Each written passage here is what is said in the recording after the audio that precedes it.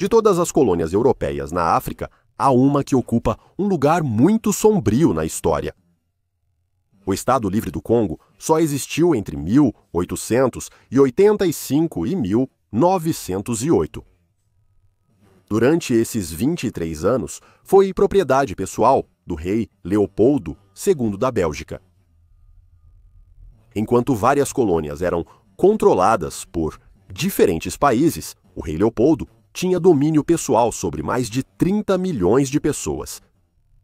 Sob o governo de Leopoldo, essas pessoas sofreram mutilações horríveis, enquanto o rei tentava extrair o máximo de riqueza possível à custa de inúmeras vidas. Hoje, vamos lançar um pouco de luz sobre o Estado Livre do Congo e explicar como talvez tenha sido o pior exemplo de colonialismo europeu na África. A Bélgica é um país novo, reconhecido em 1839. Nesse momento, as principais potências europeias, Grã-Bretanha, França e Holanda, já se estabeleceram como potências coloniais, enquanto a Alemanha e Estados Unidos da América estavam em ascensão. O primeiro rei da Bélgica, Leopoldo I, tentou com sucesso obter uma colônia para a jovem nação, acreditando que seria a melhor maneira de acompanhar seus vizinhos. Porém, a maioria do público na Bélgica era contra conseguir uma colônia. Seu filho Leopoldo II continuou com o objetivo de seu pai, mas com meios particularmente ardilosos. Em 1876, Leopoldo estabeleceu a Associação Africana Internacional, uma organização de caridade com o objetivo de, citando, civilizar o Congo, em grande parte inexplorado, e realizar missões religiosas na região. Mas isso escondia seus desejos coloniais. Leopoldo percebeu que nenhuma outra nação europeia estava muito interessada no Congo, apesar da potencial riqueza em marfim identificada por alguns exploradores. Leopoldo abordou o famoso explorador Henry Morton Stanley. Henry foi solicitado a preparar o Congo para a ocupação belga.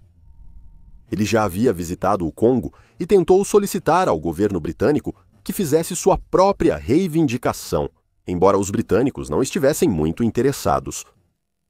Stanley, desanimado, aceitou o emprego oferecido por Leopoldo. Por volta da mesma época, o explorador Pierre de Brazza estava trabalhando em nome do governo francês para reivindicar a terra. A corrida começou para estabelecer o interesse de Leopoldo no Congo. Várias estações de comércio belgas foram criadas ao longo do rio Congo, bem como vários postos militares fortificados. Stanley fez muitos tratados com vários chefes tribais na bacia do Congo, mas esses tratados não foram entendidos por aqueles que os assinaram e deram direitos legais sobre a terra para Leopoldo.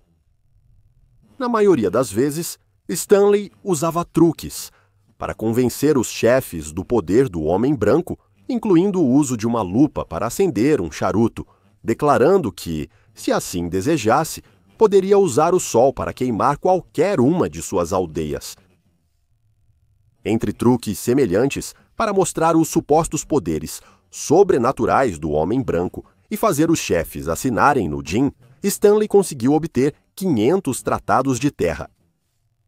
O objetivo de obter esses tratados era obter a propriedade legal das vastas extensões do Congo, pelo menos aos olhos dos outros estados europeus. Apesar desse crescimento ao longo do rio Congo, Leopold insistiu aos seus vizinhos europeus que suas intenções com o Congo eram puramente humanitárias, em particular para livrar a Laos a área dos vários comerciantes de escravos árabes de Zanzibar que operavam na região. Ele se posicionou como um amigo para todos, com a oferta de não dar tratamento especial ao acesso de qualquer nação para o comércio. Mas nos bastidores, ele jogou cada uma das grandes potências uma contra a outra, ganhando apoio para suas ambições da Alemanha e indiferença da Grã-Bretanha. Como resultado, Leopold se colocou em uma posição forte, no que é conhecido como a Corrida pela África. Foi em novembro de 1884 que ocorreu a infame Conferência de Berlim. 14 das principais potências europeias e os Estados Unidos da América se reuniram para estabelecer as regras de comércio no continente africano e decidir aproximadamente quais países teriam uma reivindicação sobre as vastas extensões da África. Nenhum representante de qualquer nação africana foi convidado.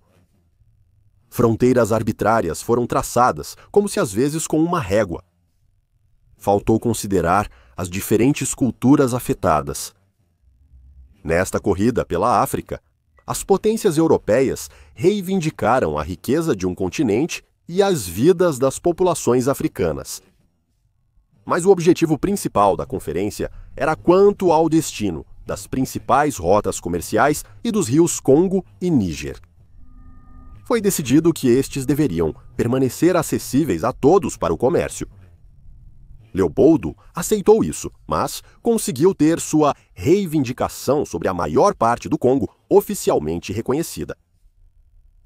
Quase 1 milhão de milhas quadradas, com cerca de 30 milhões de pessoas.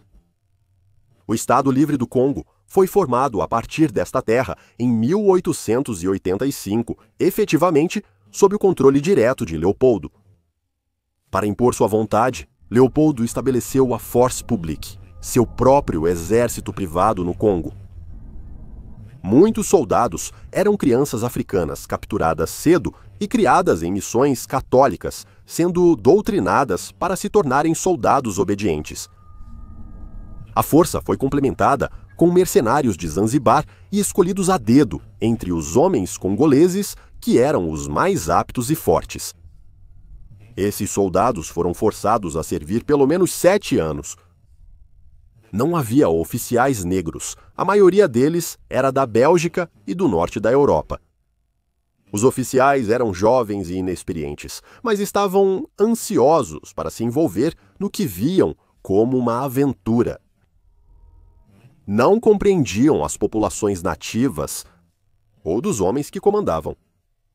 Inicialmente, a força combatia traficantes de escravos árabes, mas depois até soldados escravos foram obrigados a se juntar a ela. Logo, seu papel foi alterado para impor a ganância de Leopoldo e o desejo de ganhar o máximo de dinheiro possível. Como governante do Estado Livre do Congo, a ambição de Leopoldo por riqueza se realizou com a demanda por borracha. Com o aumento da necessidade de pneus para motos e carros, cresceu também a demanda por borracha. Plantas de borracha selvagem eram comuns na bacia do Congo, tornando essa cultura essencial para a exploração, enquanto o restante do mundo buscava criar suas próprias plantações. Com os lucros sendo a principal preocupação para Leopold, vilas inteiras seriam forçadas a colher a borracha natural, essencialmente como trabalho escravo. Leopold promulgou uma série de decretos em 1890 e um em 1892, determinando que toda a borracha deveria ser entregue aos funcionários do Estado em uma tentativa de monopolizar a cultura. Se uma vila se recusasse a coletar borracha, o público forçado frequentemente pegava reféns e queimava casas até o chão. Exemplos seriam feitos de qualquer desobediência. As cabeças de homens, mulheres e crianças desafiadores eram removidas e exibidas nas paliçadas da vila, geralmente em cruz, como aviso a quem ousasse cruzar o Estado Livre do Congo. Esperava-se que os congoleses colhessem grandes quantidades de borracha por dia. Esse era um trabalho árduo e perigoso, com pessoas escalando alto nas árvores para extrair a borracha natural. Uma das principais ferramentas usadas pela Force Publique para impor a cota era o chicote. Era um chicote feito de pele de hipopótamo, projetado para esfolar a pele da vítima. O chicote deixaria grandes feridas nas costas de uma pessoa devido à pele seca do chicote ter bordas afiadas como lâminas. Era uma punição padrão ser chicoteado várias vezes por não cumprir as cotas, até 20 vezes. diziam que ser chicoteado 50 vezes era a sentença de morte. Se os soldados da força pública não praticassem tal violência, eles próprios seriam mortos. Se várias cotas não fossem atendidas, a força pública recebia ordens para matar aqueles que falharam. Como as balas eram difíceis de conseguir, os soldados eram obrigados a usar uma bala para matar uma pessoa. Para fornecer prova da morte e prova de que as balas não foram desperdiçadas, os soldados eram obrigados a trazer de volta uma mão decepada para cada bala disparada.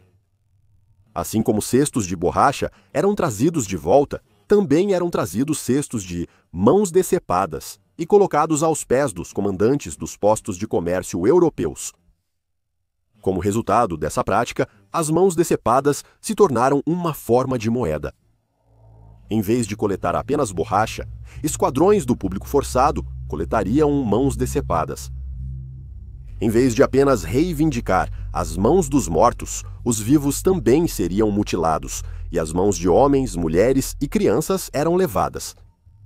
Houve até casos de aldeias lutando entre si para obter mãos decepadas de uma tribo rival para complementar sua colheita de borracha. Sem dúvida, esses métodos brutais foram eficazes, pois até 1900 o Estado Livre do Congo havia exportado 6.000 toneladas de borracha, rendendo a Leopoldo dezenas de milhões em lucro. Enquanto borracha e marfim eram exportados, muito pouca comida era importada para o Congo, apenas balas, armas e mercadorias de troca. Apesar das alegações de Leopold de livrar o Congo dos traficantes de escravos, a escravidão ainda existia e era praticada pelo Estado Livre do Congo. Um alvo comum eram as mulheres, que, sob o pretexto de um crime imaginário, seriam presas e mantidas em servidão por um mínimo de 7 anos. O Estado, então, alugaria a mulher para a escravidão sexual ao maior licitante, sendo os oficiais os primeiros a escolher. Qualquer criança que nascesse como resultado desses assaltos seria considerada propriedade do Estado. Uma das principais causas de morte no Estado Livre do Congo era a doença. Com a população exausta e faminta, a doença se espalhava sem controle. Uma doença notável era a doença do sono, capaz de se espalhar à medida que o comércio explodia na região. A varíola e a sífilis se espalharam entre os congoleses, trazidas pelos comerciantes europeus. À medida que a força invasora pública passava de aldeia em aldeia, eles traziam consigo a doença.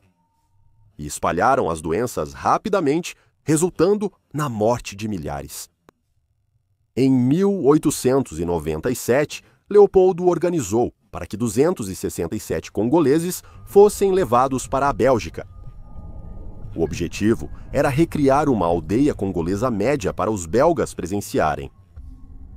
O objetivo de Leopoldo era obter apoio do público para seus desejos coloniais e criou exposições do que o Congo tinha a oferecer. Leopoldo encomendou a construção de 6 aldeias com os 267 congoleses, forçados a continuar como normalmente fariam, só que agora eles estariam atrás de cercas para o público belga olhar enquanto os membros da Force Publique faziam guarda. Até 40.000 pessoas por dia vinham visitar o zoológico humano. À medida que o Congo se abria para o mundo exterior, mais pessoas aprendiam qual era o custo da borracha barata. Em 1890, um homem chamado George Washington William conseguiu visitar o Congo. George era um soldado americano, membro da Câmara dos Representantes de Ohio e historiador. Apesar de inicialmente impressionado com Leopold, após uma reunião, ele ficou horrorizado com o que testemunhou. Em resposta, ele escreveu uma carta aberta para Leopold e descreveu o que tinha visto e o que foi feito em nome de Leopold. Ele viu as mutilações, as mulheres escravizadas, o assassinato indiscriminado, incluindo um caso em que 2 oficiais apostaram se poderiam atirar em um pescador congolês em seu barco a partir da costa, e infelizmente eles conseguiram. E para citar a carta, 3 tiros foram disparados e o nativo caiu morto, perfurado na cabeça, e a canoa de comércio foi transformada em uma barca funerária e deslizou silencioso pelo rio. A carta está repleta de tais exemplos extremos de barbárie. Vou colocar um link para a carta completa na descrição e eu te encorajo a tirar um tempo para lê-la. Em 1902, um romance com o nome Coração das Trevas foi escrito por Joseph Conrad. Conrad viu em primeira mão o horror da colheita de borracha trabalhando em um barco a vapor. As atrocidades cometidas contra os congoleses por brancos agindo de formas inaceitáveis em seus países de origem inspiraram seus escritos. O livro é agora famoso por sua mensagem anticolonial e sua adaptação no filme Apocalypse Now. Disse que o personagem Kurtz, o insano comerciante de marfim assassino, foi baseado em Leon Rom. Rom era um oficial belga que trabalhava para a Force Publique. Era famoso por enfeitar seu canteiro de flores com cabeças decepadas, de 21 pessoas congolesas e por manter um conjunto de forcas permanentemente em seu escritório. Em 1904, Alice Seeley Harris, uma missionária que estava no Congo desde 1898, tirou mais de 1000 fotografias para documentar os horrores do Estado Livre do Congo. A que teve o maior impacto foi a de Nezala, onde ele está sentado na varanda em uma posição quase fetal, enquanto olha para 2 itens. Ao olhar mais de perto, você percebe que é uma mão humana e um pé humano. Estes foram tirados de Bawali, sua filha de 5 anos.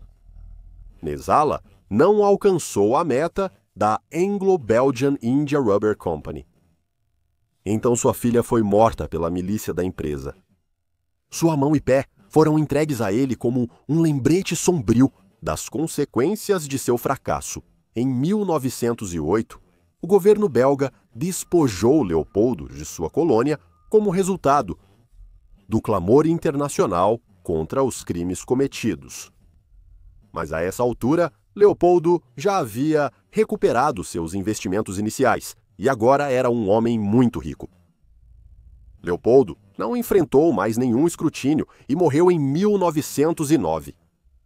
Mas isso ainda não era o fim dos horrores para os congoleses que agora se encontravam sujeitos ao governo belga.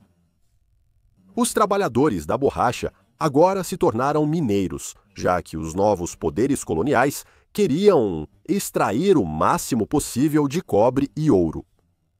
Embora infraestruturas como escolas e igrejas tenham sido construídas no Congo, havia um motivo oculto. As escolas e igrejas pregavam que o homem negro era inferior aos mestres coloniais que estavam lá para orientar as populações nativas. Não foram criadas instituições de ensino superior para as populações africanas, nem elas podiam votar. Essas políticas foram projetadas para reforçar a ideologia de que o homem branco precisava conduzir e cuidar do homem negro como se ele fosse uma criança.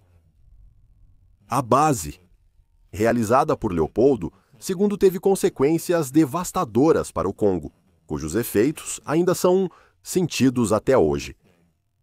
As ações do rei Leopoldo na formação e administração do Estado Livre do Congo foram movidas unicamente por lucro, com total desconsideração pela vida humana. Em uma conversa que teve com o Kaiser Wilhelm, Leopoldo comentou que com o advento das nações democráticas e o poder dos reis desvanecendo, tudo o que restava aos reis, como eles, era ganhar dinheiro. Leopoldo chegou a extremos inacreditáveis para acumular riqueza à custa de milhões. Estima-se que entre 1 e 15 milhões de pessoas morreram durante os 23 anos do Estado Livre do Congo. É difícil saber o número exato, pois as mortes dos congoleses nunca foram oficialmente registradas e eram de pouca preocupação. Enquanto borracha e marfim continuassem a chegar, nada mais importava. Apesar de nunca ter pisado no Congo, o desejo de Leopold por riqueza brutalizou uma nação e criou um lugar onde os desejos mais sombrios de um homem podiam ser liberados.